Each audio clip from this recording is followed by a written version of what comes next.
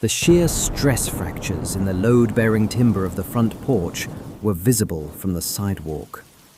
I didn't need my engineering degree to know the overhang was exactly one heavy coastal storm away from dropping onto the front door. But the degree told me exactly why. Negligent rot, unsealed joints, and a landlord cutting corners. The salty breeze of the afternoon carried the sound of a screen door slapping shut, followed by the heavy thud of a child's sneakers hitting the very wood I was analysing. A sharp, undeniable spike of adrenaline hit my chest as I watched a small boy, maybe 10, jump off the top step. The wood groaned under the impact, a sound that meant structural failure was imminent. I didn't introduce myself when I walked up the driveway. I just pulled a heavy-duty tactical flashlight from my jacket and pointed the beam at the compromised joist. "Don't step there again, buddy," I said, keeping my voice even so I wouldn't scare him. The boy froze, looking at me with wide eyes, just as a woman stepped out onto the porch. Sadie Jenkins. I knew her name because she was the reason I was out here, inspecting this subdivision for a potential firm buyout. But seeing her in person shifted something fundamental in the air. She wore faded jeans, a loose cardigan over a plain shirt, and the kind of exhaustion around her eyes that only comes from fighting a war no one else can see. She pulled the boy behind her instinctively. I clicked off the flashlight, assessing the damage to the house, and then, inevitably, the heavy burden weighing on her shoulders. I had a feeling the rotting wood was the least of her problems. "Can I help you?" Sadie asked, her voice tight with a defensive edge. Her hand rested on her son's shoulder, a protective anchor. "Jackson Hart," I said, maintaining a respectful distance at the base of the stairs. "I'm the structural engineer assessing the subdivision for the city's new zoning overlay. Your porch is suffering from acute timber decay at the primary load-bearing joint. It's a localized hazard." I gestured to the sagging column. "If you or your kids put sustained weight on the left quadrant, the roofline is going to collapse." She didn't look surprised. She looked defeated. "I know," she murmured, a shaky exhale slipping past her lips. "I've sent 3 certified letters to Marcus. He owns the property." "Marcus," I repeated, the name tasting like rust. The owner of the subdivision was notorious for deferred maintenance. Sadie crossed her arms, her posture rigid. "He told me if I keep complaining, he'll hit me with a lease termination for tenant negligence." "I have 3 kids, Mr. Hart. I can't afford to fight a legal battle to keep a roof over our heads when the roof itself is trying to cave in." I looked at the porch, calculating the sheer force required to stabilize the beam, then looked back at her. The wind kicked up, blowing a stray strand of hair across her face. But she didn't bother to brush it away. She was holding her ground, a woman backed into a corner but refusing to break. I felt a sudden grounding shift in my chest, a quiet certainty that I was going to dismantle Marcus's leverage. "You don't need a lawyer right now," I said, pulling a digital caliper and a notepad from my jacket pocket.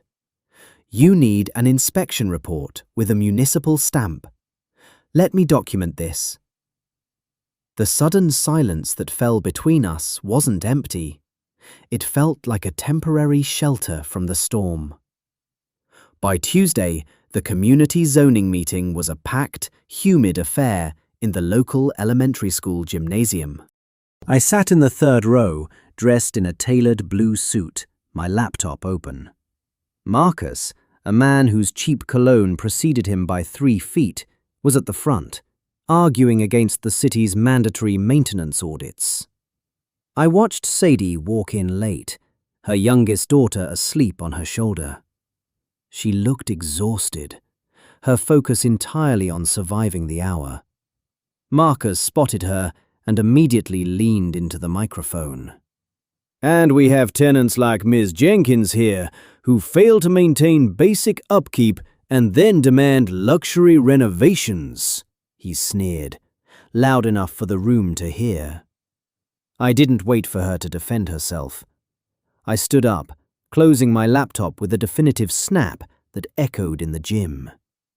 "Actually, Marcus," I said, projecting my voice with calibrated calm, "Ms. Jenkins's unit is suffering from a grade 4 structural deficit due to improper flashing installed during your 2018 renovation." I walked to the front, handing a laminated copy of my engineering report to the zoning commissioner. "The tenant's maintenance has been flawless. The landlord's structural negligence is a code violation. Section 8, paragraph B. If that porch isn't stabilized by Friday, the city will condemn the unit and fine you for relocation costs." Marcus's face flushed a deep, ugly red. "You can't just—" "The report is filed, stamped, and legally binding," I interrupted, my tone stripped of all emotion. I didn't look at Marcus anymore. I turned to Sadie, making sure my presence physically blocked Marcus from her line of sight. "You're safe to stay," I told her quietly. She blinked, the heavy tension in her jaw loosening just a fraction, a fragile relief taking root. "Why did you do that?" Sadie asked me an hour later. We were standing by her car in the parking lot. The night air was cool, smelling of damp asphalt. She was shifting her sleeping daughter to her other shoulder, her trust issues rising like a physical wall between us. "People don't just hand over $3,000 engineering audits for free. What's the catch, Jackson?" "There is no catch," I said, keeping my hands resting casually in my pockets to ensure I didn't crowd her space. "I build things that are supposed to last. Marcus builds traps. I don't like traps."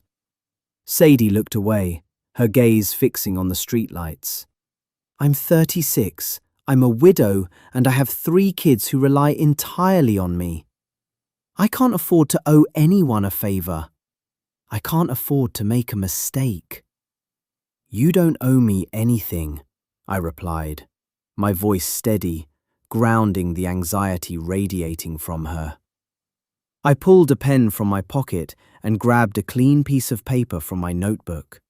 I quickly mapped out a step-by-step plan. 1. Send municipal report via certified mail. 2. Withhold prorated rent in an escrow account per state law. 3. I install a temporary steel brace tomorrow at 8 a.m. I handed her the paper. "This is the process. Clear dates, clear actions. You are in control." She took the paper, her fingers brushing the edge of the cardstock. The tremor in her hand stopped. The next morning, I arrived at 7:45 a.m. in heavy denim and work boots, carrying a custom steel brace I had fabricated in my firm's workshop. Sadie opened the door, a mug of coffee in her hand, looking entirely out of her element as I began measuring the porch columns. Over the next few weeks, a quiet routine established itself. I didn't linger in her living room or intrude on her family dinners. I stayed on the porch, my domain of competence. I used heavy-duty lag bolts and a torque wrench to secure the structural steel plates against the failing timber. The rhythmic sound of the ratchet became a domestic anchor, a metronome of safety. One afternoon, her middle child, a 7-year-old girl named Lily, spilled a gallon of sticky blue paint across the concrete driveway.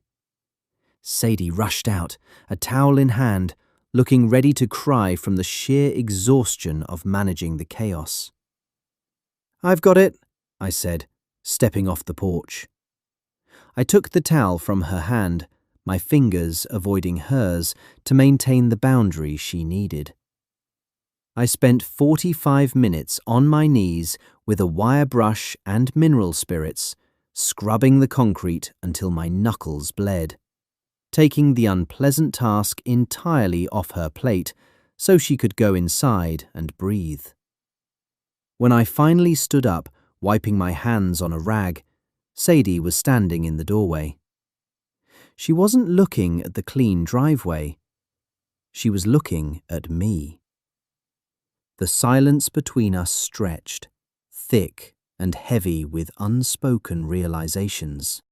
I felt a sudden sharp pull in my chest, a profound recognition that this chaos, this driveway, this woman, was exactly where I wanted to be.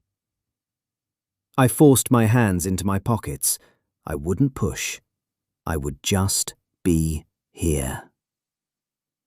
The midpoint shift happened on a rainy Thursday. I was reviewing bridge schematics at my kitchen island when my phone buzzed. It was Sadie. Marcus served a 48-hour eviction notice. He claims the steel brace is unauthorized architectural modification. I stared at the text, the cold logic of my profession kicking into high gear. I grabbed my keys and drove straight to her house. The rain was coming down in sheets, isolating the porch from the rest of the neighborhood. Sadie was sitting on the top step, the legal notice clutched in her hand, the paper getting damp. "He found a loophole," she whispered as I walked up the steps, shaking the water from my jacket. "My lease explicitly forbids unauthorized structural work. I have 48 hours to vacate." I sat down next to her on the cold wood, leaving a respectful foot of space between us. "It's not unauthorized if the city mandated it under emergency code," I explained, my voice a quiet rumble over the rain. "I'll file an injunction tomorrow morning. He's bluffing, Sadie." She dropped her head into her hands. "I'm so tired, Jackson. I'm just so tired of fighting for every inch of ground." The vulnerability in her voice was a physical weight. She leaned sideways, her shoulder resting against my arm. I went completely still. I didn't wrap my arm around her or pull her closer. I simply became a wall, a solid, immovable anchor against the storm. The warmth of her shoulder against mine was a quiet transfer of stability. I sat there in the rain, absorbing her exhaustion, deciding right then that Marcus was going to lose everything. That night, I didn't sleep. I stayed up until 4 a.m. at my office, pulling every municipal permit, tax record, and LLC filing Marcus had submitted in the last decade. I cross-referenced his properties against the city's structural deficiency database. I wasn't just going to stop the eviction. I was going to dismantle his entire operating model. The longing I felt for Sadie wasn't expressed in poetry. It was expressed in discipline. I organized the data, built the spreadsheet, and prepared the legal trap. The doubt hit 2 days later. I went to her house to deliver the injunction paperwork, but there was a moving truck parked in the driveway. My stomach plummeted. I walked up to the open door, the steel brace I had installed standing firm, but the house inside was full of cardboard boxes. Sadie was taping a box shut in the hallway. "What is this?" I asked, my voice tighter than I intended. She looked up, wiping a streak of dust from her cheek. "I negotiated a deal with Marcus," she said, her chin lifting with quiet defiance. "He drops the eviction and the financial penalties, and I vacate by the end of the month. I found a smaller apartment closer to Leo's school." "You didn't have to surrender," I said, a rare fracture in my composure. "I had the injunction.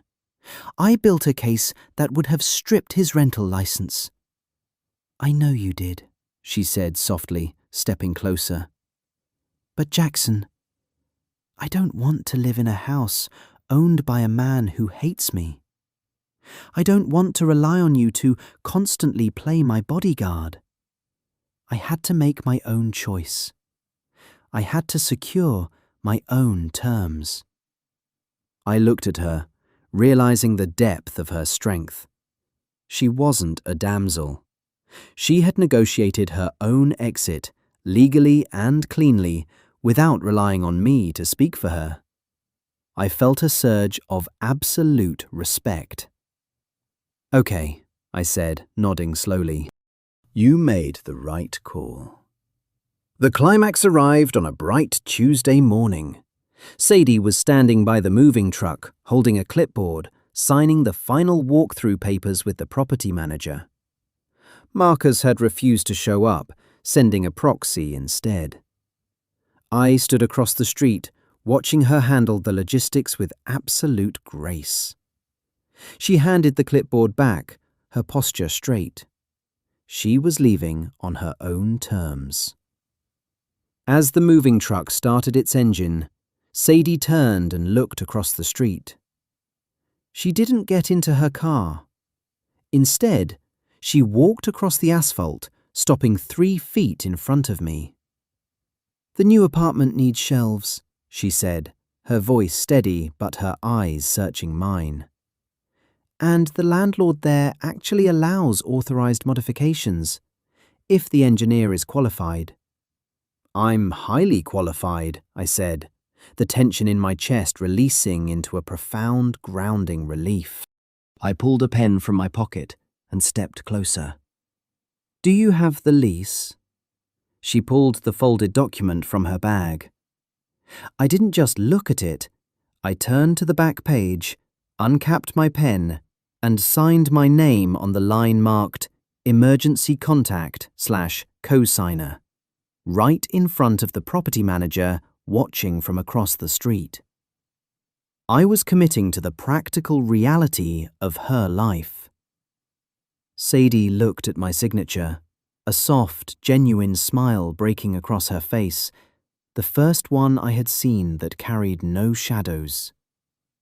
"No one marries a widow with 3 kids," she said quietly, repeating a fear she had carried since the day we met. I capped the pen, my gaze locking onto hers with absolute certainty. "Then they haven't met you." I reached out, my hand covering hers on the clipboard. It wasn't a spark of electricity, it was the heavy, undeniable feeling of arriving home.